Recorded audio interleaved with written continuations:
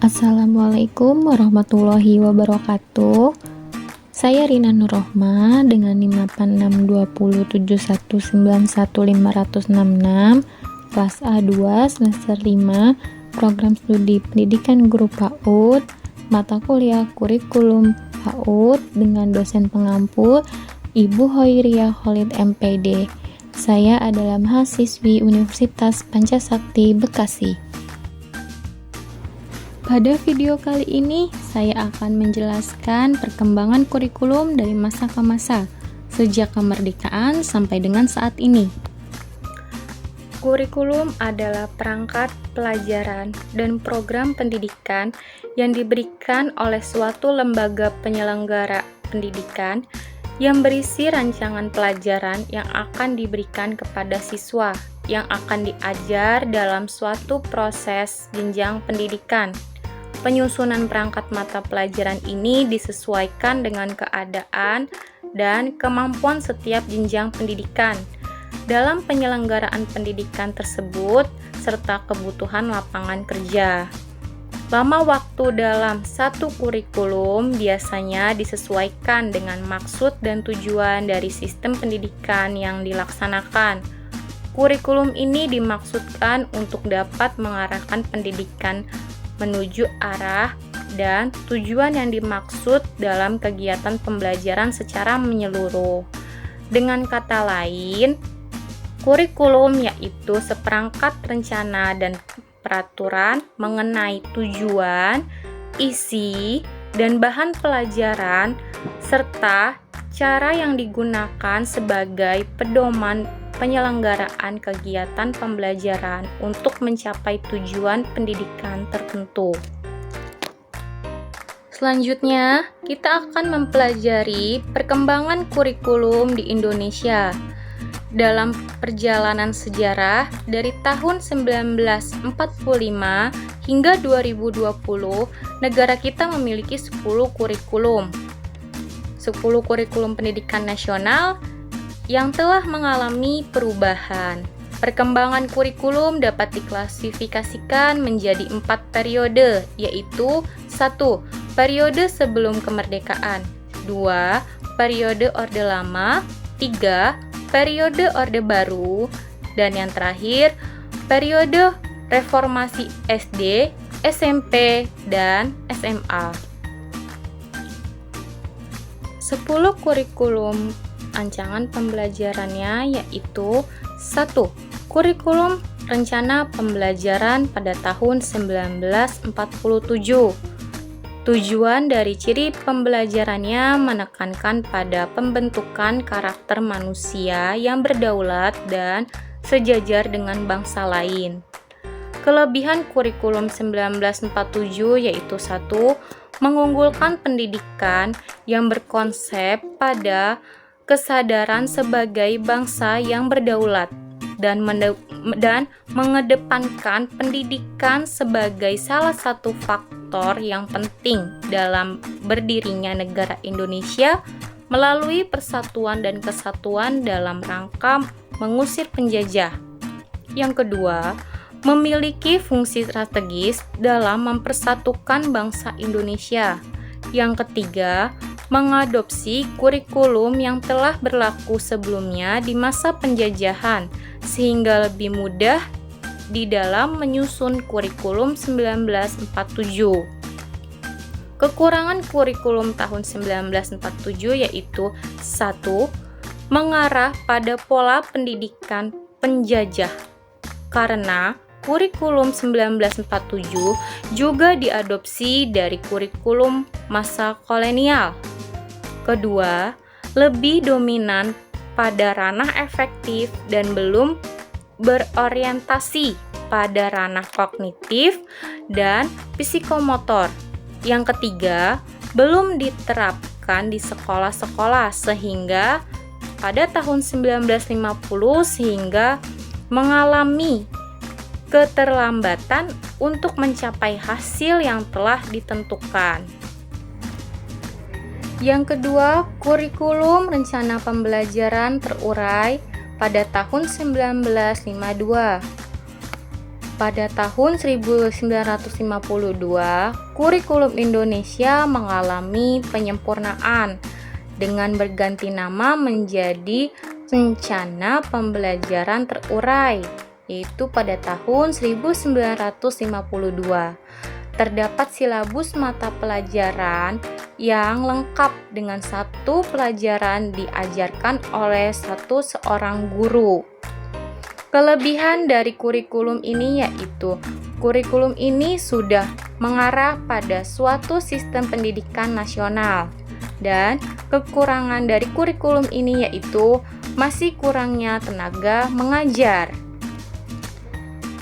Yang ketiga yaitu kurikulum rancangan pembelajaran pada tahun 1964. Pembelajaran dipusatkan pada program Pancawardhana, yaitu pengembangan moral, kecerdasan, emosional, keterampilan, dan jasmani. Kelebihan kurikulum ini yaitu perubahan struktur kurikulum pendidikan dari Pancawardhana menjadi pembinaan jiwa Pancasila, pengetahuan dasar, dan kecakapan khusus. Kurikulum ini merupakan perwujudan dari perubahan orientasi pada pelaksanaan Undang-Undang Dasar 1945 secara murni dan konsekuen.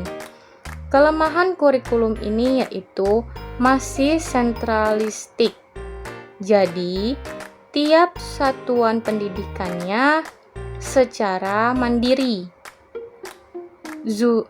Zubjak menyebutkan kurikulum pada tahun 1964 sebagai kurikulum bulat, membuat materi pelajaran bersifat teoritis, tak mengingatkan dengan permasalahan faktual di lapangan. Yang keempat yaitu kurikulum pada tahun 1968. Perubahan struktur kurikulum pendidikan dari Pancawardhana menjadi pembinaan jiwa Pancasila, pengetahuan dasar, dan kecakapan khusus. Kelebihan dari kurikulum ini yaitu bertujuan pada pembentukan manusia Pancasila sejati. Struktur pendidikan dari Pancawardhana menjadi pembinaan jiwa Pancasila, pengetahuan dasar, dan kecakapan khusus. Pendidikan diarahkan pada kegiatan mempertinggi kecerdasan dan keterampilan, serta mengembangkan fisik yang sehat dan kuat. Kekurangan dari kurikulum ini yaitu hanya memuat mata kuliah pokok saja. Muatan materi masing-masing pelajaran masih bersifat teoritis dan belum terikat erat dengan keadaan nyata dengan lingkungan sekitar. Yang kelima yaitu kurikulum perancangan pembelajaran pada tahun 1975 menggunakan prosedur pengembangan sistem instruksional atau disebut dengan PPSI untuk merencanakan metode, materi, dan tujuan pembelajaran.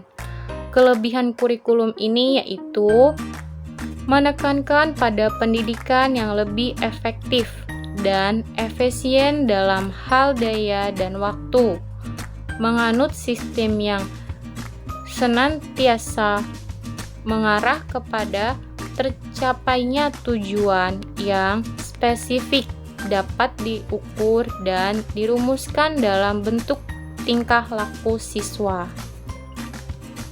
Kekurangan kurikulum ini yaitu guru dibuat sibuk menulis rincian apa yang akan dicapai dari setiap kegiatan pembelajaran. Yang keenam yaitu kurikulum pada tahun 1984. Kurikulum ini sering disebut juga sebagai kurikulum pada tahun 1975 yang disempurnakan. Melalui kurikulum 1994 ini, siswa mulai ditempatkan sebagai subjek belajar yang diharapkan untuk mengamati sesuatu, mengelompokkan, mendiskusikan, hingga melaporkan. Kurikulum ini menggunakan metode cara belajar siswa aktif atau student active learning. Kelebihan kurikulum ini yaitu pendekatan pembelajaran yang memberikan kesempatan kepada siswa untuk aktif secara fisik, mental, intelektual, dan emosional dengan harapan siswa memperoleh pengalaman belajar secara maksimal, baik dalam ranah kognitif, efektif, maupun psikomotor. Kekurangan kurikulum ini yaitu posisi siswa ditempatkan sebagai subjek belajar. Banyak sekolah kurang mampu menafsirkan cara belajar siswa aktif.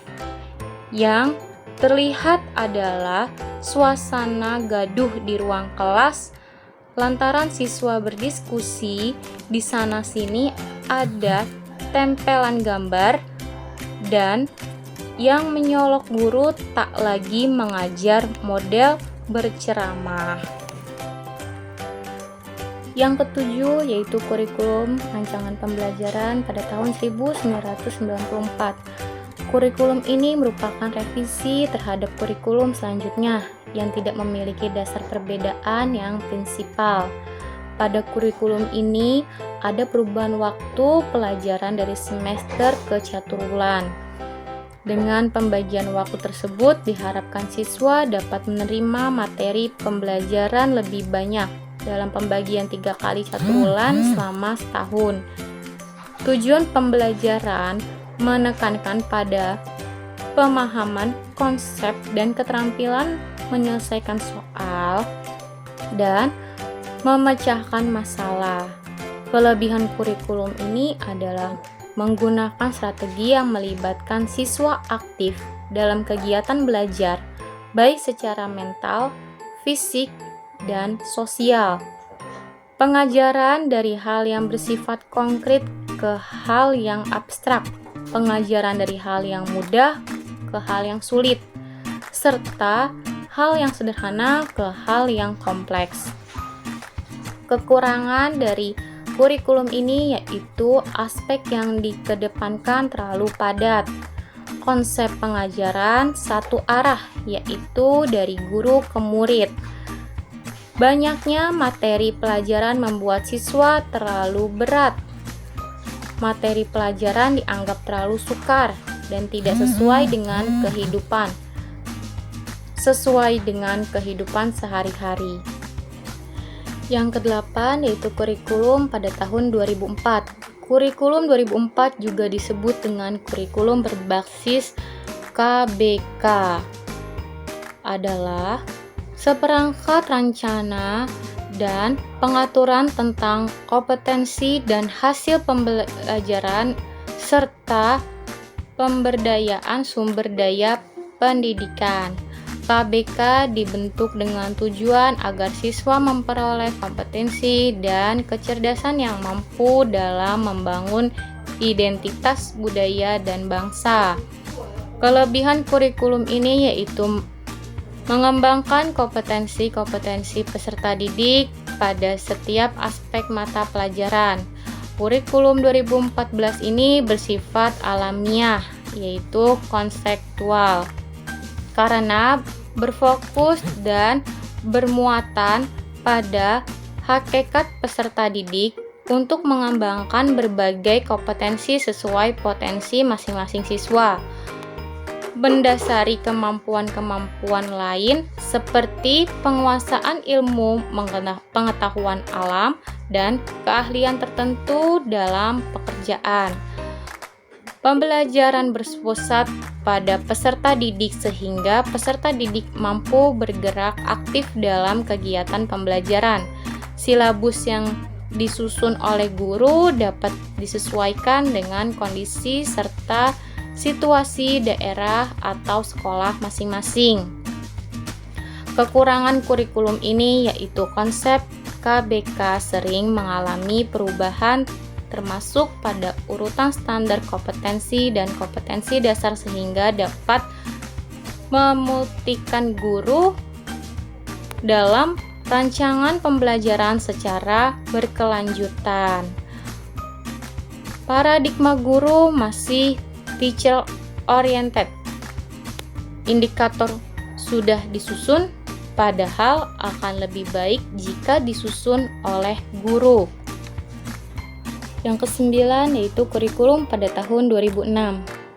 Berbagai kekurangan dalam kegiatan KBK berakhir di awal tahun 2006 yang kemudian diganti dengan KTSP. Akan tetapi terdapat perbedaan yang signifikan untuk guru yang diberikan kebebasan dalam merancang pembelajaran yang sesuai dengan lingkungan dan kondisi siswa di sekolah tersebut. Kelebihan kurikulum ini yaitu guru lebih diberikan kebebasan untuk merencanakan pembelajaran sesuai dengan lingkungan dan kondisi siswa serta kondisi sekolah berada. Siswa sebagai pusat pembelajaran mendorong para guru, kepala sekolah, dan pihak manajemen sekolah untuk semakin meningkatkan kreativitasnya dalam menyelenggarakan program-program pendidikan. Evaluasi berbasis kelas yang menekankan pada proses dan hasil belajar, berpusat pada siswa, menggunakan berbagai sumber belajar, kegiatan belajar lebih bervariasi, dinamis, dan menyenangkan. Kekurangan dari kurikulum ini yaitu kurangnya SDM yang diharapkan mampu menjabarkan KTSP pada kebanyakan suatu pendidikan yang ada. Minimnya kualitas guru dan sekolah, kurangnya ketersediaan sarana dan prasarana pendukung sebagai kelengkapan dari pelaksanaan KTSP. Masih banyak guru yang belum memahami KTSP secara komprehensif, baik konsepnya, menyusunnya, maupun karakternya di lapangan. Menerapkan KTSP yang merekomendasikan pengurangan jam pelajaran akan berdampak berkurangnya pendapatan guru. Sulit untuk memenuhi kewajiban mengajar 24 jam sebagai syarat sertifikasi guru untuk mendapatkan tujuan profesi. Yang terakhir atau yang ke-10, Kurikulum 2013. Kurikulum 2013 menekankan pemikiran kompetensi berbasis sikap, keterampilan, dan pengetahuan. Guru dituntut untuk mencari pengetahuan sebanyak-banyaknya karena perkembangan teknologi cepat membuat siswa lebih mudah dalam mendapatkan informasi. Kelebihan kurikulum ini yaitu setiap anak atau siswa dituntut kreatif dan inovatif. Selain itu, ada juga yang namanya mengembangkan karakter yang telah diintegrasikan dalam semua program studi. Kekurangan kurikulum ini yaitu kurikulum 2013 bertentangan dengan Undang-Undang Dasar Nomor 20 Tahun 2003 tentang Sistem Pendidikan Nasional karena penekanan pengembangan kurikulum hanya didasarkan pada orientasi pragmatis.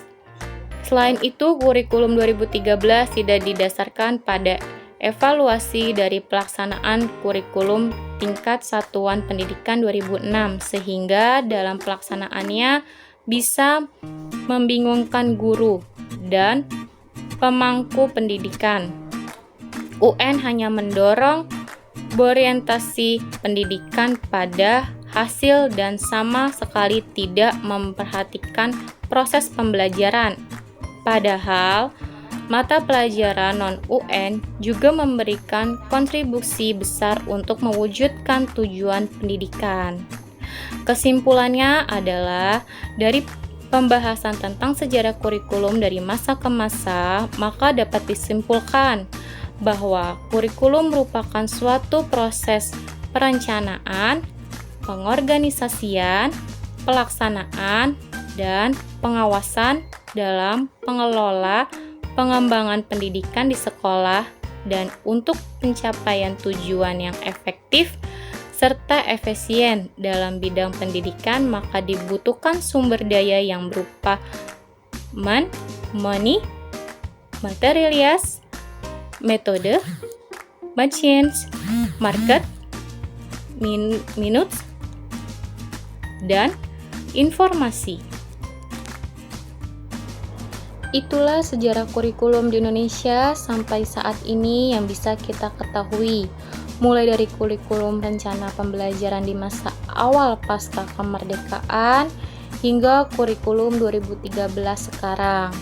Segala perubahan tersebut memiliki tujuan yaitu sama, meningkatkan kualitas pendidikan di negeri ini. Sekian materi yang dapat saya jabarkan atau saya jelaskan.